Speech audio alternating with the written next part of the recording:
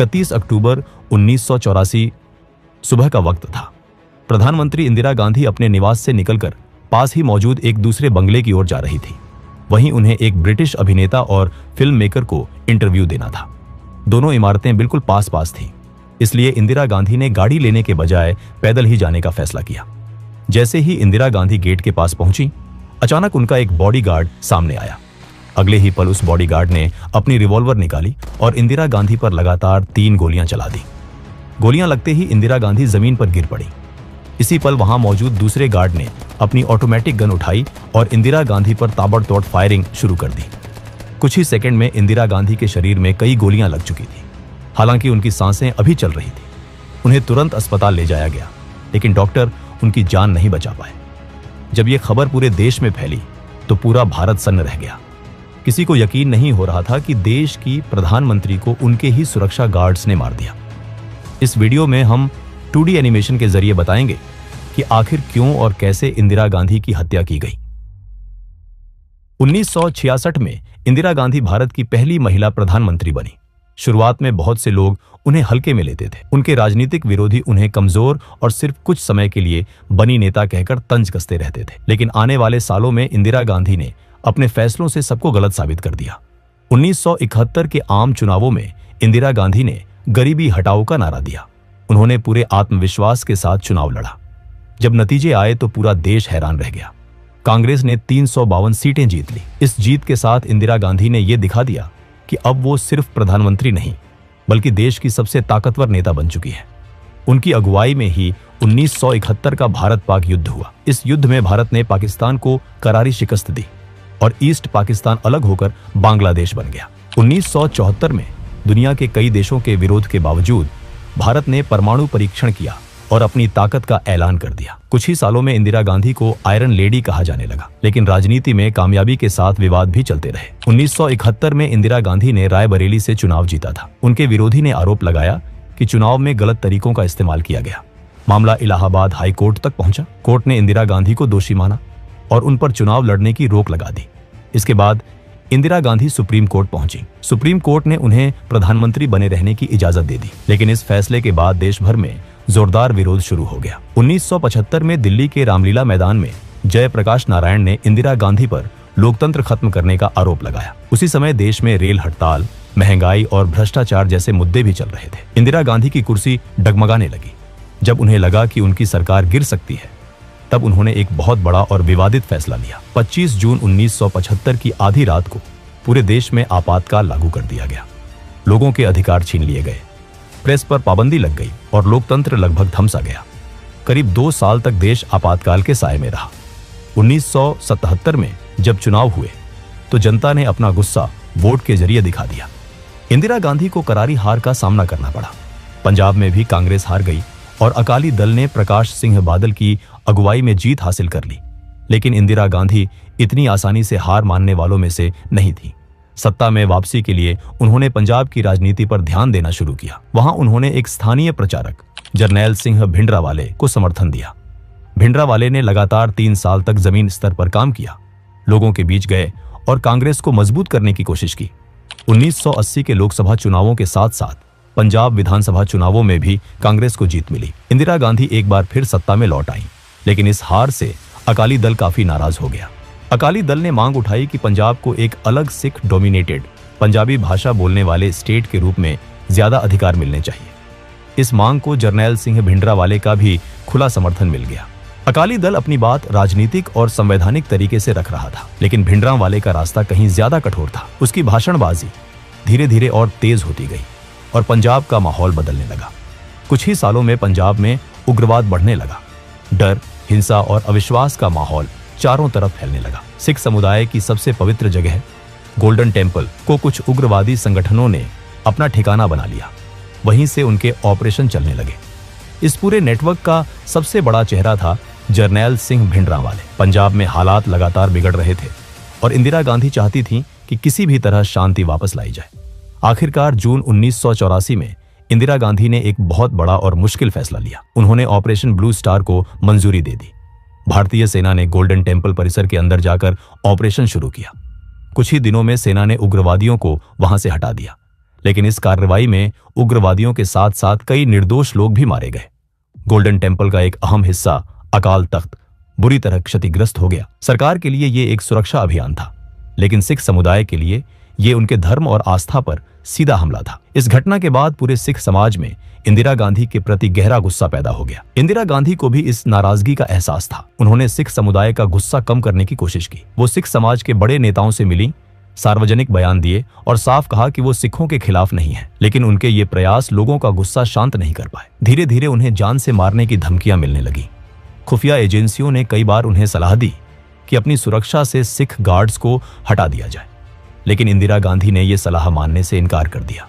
उनका मानना था कि ऐसा करने से सिख समुदाय में गलत संदेश जाएगा और नफरत और बढ़ेगी।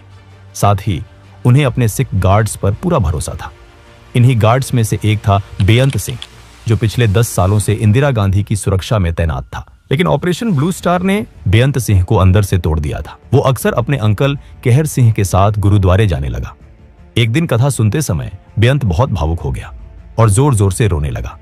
तब कहर सिंह ने उससे कहा, रो क्यों रहा है, बदला ले। यहीं से बेअंत सिंह के मन में ऑपरेशन ब्लू स्टार का बदला लेने का विचार पक्का हो गया। धीरे धीरे उसके दिमाग में इंदिरा गांधी को मारने की एक खौफनाक योजना बनने लगी। कुछ दिनों बाद बेअंत सिंह ने इंदिरा गांधी की सुरक्षा में तैनात सतवंत सिंह को अपना प्लान बताया। ऑपरेशन ब्लू स्टार के बाद सतवंत सिंह के मन में भी इंदिरा गांधी के लिए गुस्सा और नफरत भर चुकी थी। उसके दिल में भी बदले की आग जल रही थी। इसलिए बिना ज्यादा सोचे सतवंत सिंह भी बेअंत सिंह के साथ इस साजिश में शामिल हो गया। एक दिन सतवंत सिंह प्रधानमंत्री आवास में अपनी ड्यूटी पर था। तभी उसकी नजर वहां एक बाज पर पड़ी, जो परिसर के अंदर एक पेड़ पर बैठा हुआ था। सतवंत ने तुरंत बेअंत सिंह को बुलाया और उसे वो बाज दिखाया। सिख धर्म में बाज को बहुत खास माना जाता है। सिखों के 10वें गुरु गुरु गोबिंद सिंह जी से बाज का गहरा संबंध माना जाता है। इसी वजह से सिख समुदाय में बाज को शुभ संकेत समझा जाता है। दोनों ने इस घटना को एक इशारा माना। उन्हें लगा जैसे गुरु की तरफ से कोई संदेश आया हो। उस पल के बाद दोनों ने यह तय कर लिया कि अब और इंतजार नहीं करना है और गुरु के आदेश का पालन करते हुए उन्हें जल्द से जल्द कदम उठाना होगा। अक्टूबर आते आते पूरा प्लान लगभग तैयार हो चुका था। इसके बाद बेअंत सिंह और सतवंत सिंह ने कहर सिंह से मुलाकात की। तीनों के बीच विस्तार से बातचीत हुई और इंदिरा गांधी की हत्या के लिए 31 अक्टूबर 1984 की तारीख तय कर दी गई। बेअंत सिंह और सतवंत सिंह ने 31 अक्टूबर के लिए अपनी ड्यूटी सेंट्री बूथ के पास लगवा ली। इसी जगह के पास एक बाथरूम भी था। सतवंत सिंह ने पेट खराब होने का बहाना बनाया और हेड कांस्टेबल किशन लाल से अपनी ड्यूटी बदल ली। बेअंत सिंह ने भी अपनी सुबह की ड्यूटी के लिए जय नारायण से शिफ्ट बदल ली। 31 अक्टूबर को इंदिरा गांधी का एक ब्रिटिश अभिनेता और निर्देशक पीटर यूस्टिनोव के साथ इंटरव्यू तय था। वो इंदिरा गांधी पर एक डॉक्यूमेंट्री फिल्म बना रहे थे। ये इंटरव्यू इंदिरा गांधी के ऑफिस के पास ही एक बंगले में होना था, जो बस कुछ कदमों की दूरी पर था। इसी वजह से इंदिरा गांधी ने फैसला किया कि वो पैदल ही वहां तक जाएंगे। सुबह के 9 बज चुके थे। इंटरव्यू की सारी तैयारियां पूरी हो चुकी थी। बस कुछ ही मिनटों में इंदिरा गांधी को निकलना था। जैसे ही इंदिरा गांधी चलते हुए सेंट्री बूथ के पास पहुंची, उनकी नजर अपने सबसे भरोसेमंद बॉडीगार्ड बेअंत सिंह पर पड़ी। हमेशा की तरह इंदिरा गांधी ने हल्की मुस्कान के साथ उसे नमस्ते कहा, लेकिन आज बेअंत सिंह के चेहरे पर न कोई मुस्कान थी, न कोई सम्मान। अगले ही पल बेअंत सिंह ने अचानक अपनी सरकारी रिवॉल्वर निकाली और बिना एक पल का भी वक्त दिए इंदिरा गांधी पर लगातार 3 गोलियां चला दी। गोलियां लगते ही इंदिरा गांधी जमीन पर गिर पड़ी। गिरते हुए उनके मुंह से बस इतना ही निकला, बेअंत, तुम ये क्या कर रहे हो? इंदिरा गांधी को गिरते देख इस साजिश में शामिल दूसरा आदमी सतवंत सिंह बुरी तरह घबरा गया। यह देखकर बेअंत सिंह उस पर चिल्लाया, देख क्या रहा है, गोली चला। और फिर सतवंत सिंह ने अपनी ऑटोमेटिक कार्बाइन उठाई और जमीन पर पड़ी इंदिरा गांधी पर अंधाधुंध फायरिंग शुरू कर दी।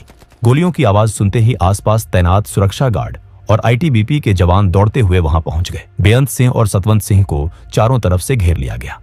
जवाबी फायरिंग हुई। इस फायरिंग में बेअंत सिंह वहीं ढेर हो गया, जबकि सतवंत सिंह गंभीर रूप से घायल हुआ और उसे जिंदा पकड़ लिया गया। उधर इतनी ज्यादा गोलियां लगने के बाद भी इंदिरा गांधी की सांसें अभी चल रही थी। वो जिंदा थी। आर के धवन और सुरक्षा कर्मचारी दिनेश भट्ट ने तुरंत उन्हें उठाया और एक एम्बेसडर कार की पिछली सीट पर लिटा दिया। बिना एक पल गवाए गाड़ी सीधे एम्स की तरफ दौड़ पड़ी। सुबह लगभग 9:30 बजे इंदिरा गांधी को एम्स पहुंचाया गया।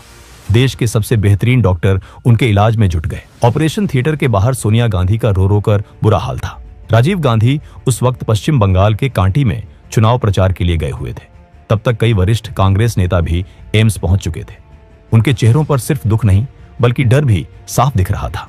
डर इस बात का कि अगर इंदिरा गांधी नहीं बची तो देश एक बार फिर आग में जल सकता है। लगातार कई घंटों तक डॉक्टरों ने ऑपरेशन थिएटर में इंदिरा गांधी की जान बचाने की हर मुमकिन कोशिश की, लेकिन जख्म बहुत गहरे थे और खून जरूरत से ज्यादा बह चुका था। आखिरकार दोपहर लगभग 2 बजे डॉक्टरों ने इंदिरा गांधी को मृत घोषित कर दिया। लेकिन सरकार के लिए यह सिर्फ एक मौत की खबर नहीं थी, ये एक ऐसी खबर थी जो पूरे देश को आग में झोंक सकती थी। इसी डर की वजह से शाम तक इंदिरा गांधी की मौत की आधिकारिक जानकारी मीडिया से छुपा कर रखी गई। राजीव गांधी को तुरंत संदेश भेजा गया और कुछ ही घंटों में वो दिल्ली पहुंच गए। इसके बाद कांग्रेस के शीर्ष नेताओं के बीच एक गंभीर चर्चा शुरू हुई। सवाल सिर्फ एक था, देश का अगला प्रधानमंत्री कौन होगा। लगभग सभी की राय एक जैसी थी कि राजीव गांधी को ही ये जिम्मेदारी संभालनी चाहिए।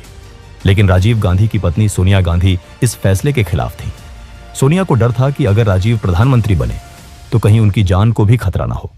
काफी देर तक बातचीत और मंथन चलता रहा, लेकिन आखिरकार यह तय हो गया कि राजीव गांधी ही देश के नए प्रधानमंत्री होंगे। उधर जैसे ही इंदिरा गांधी को गोली लगने की खबर फैली, एम्स के बाहर लोगों की भारी भीड़ जमा हो गई। सभी को अब भी उम्मीद थी कि शायद इंदिरा गांधी बच जाए। लोग प्रधानमंत्री की हालत जानने के लिए बेचैन थे। हालात तब और बिगड़ गए जब धीरे धीरे लोगों तक ये बात पहुंची कि इंदिरा गांधी को बचाया नहीं जा सका और उनकी हत्या उनके ही 2 सिख गार्ड्स ने की है। धीरे धीरे सिख विरोधी नारे लगने लगे। स्थिति इतनी खराब हो गई कि विदेश दौरे से लौटकर सीधे एम्स पहुंच रहे राष्ट्रपति ज्ञानी जैल सिंह की गाड़ी पर भी पत्थरबाजी शुरू हो गई, सिर्फ इसलिए क्योंकि वो भी सिख थे। अस्पताल के पास से गुजर रही बसों को रोका जाने लगा। सिखों को बसों से खींचकर बाहर निकाला गया और उनके साथ मारपीट शुरू कर दी गई। शाम 6 बजे ऑल इंडिया रेडियो और रात 8 बजे दूरदर्शन पर जब इंदिरा गांधी की मौत की खबर आधिकारिक तौर पर प्रसारित की गई, तब तक ये खबर पूरे देश में फैल चुकी थी। जैसे जैसे खबर का दायरा बढ़ता गया, वैसे वैसे दंगों का दायरा भी फैलता चला गया। पूरे देश में अफरा तफरी मच गई। 31 अक्टूबर की रात ही राष्ट्रपति ने राजीव गांधी को प्रधानमंत्री पद की शपथ दिला दी। लेकिन सबसे भयावह मंजर दिल्ली का था। यहां दंगे अपने चरम पर पहुंच चुके थे। जगह जगह हिंसा हो रही थी। लोग डर के मारे अपने घरों में बंद हो गए थे। ऐसा लग रहा था जैसे पूरे देश में कर्फ्यू लग गया हो। एक तरफ पुलिस सतवंत सिंह से पूछताछ कर रही थी, तो दूसरी तरफ इंदिरा गांधी की हत्या की साजिश में शामिल बाकी लोगों की तलाश भी जारी थी। 3 दिनों की लगातार मेहनत के बाद पुलिस ने कहर सिंह को गिरफ्तार कर दिया। मामला सेशंस कोर्ट में चला। कोर्ट ने सतवंत सिंह और कहर सिंह को फांसी की सजा सुनाई। लेकिन इस पूरे दौर का सबसे बड़ा और सबसे कड़वा सच ये था कि इंदिरा गांधी की हत्या के बाद भड़के सिख विरोधी दंगों में हजारों बेगुनाह सिख अपनी जान गंवा चुके थे। दोस्तों, अगर वीडियो आपको पसंद आया हो तो वीडियो को एक लाइक और कमेंट जरूर करें और चैनल को सब्सक्राइब करना न भूलें। हम ऐसे ही सच्ची और अहम कहानियां आपके लिए लाते रहेंगे।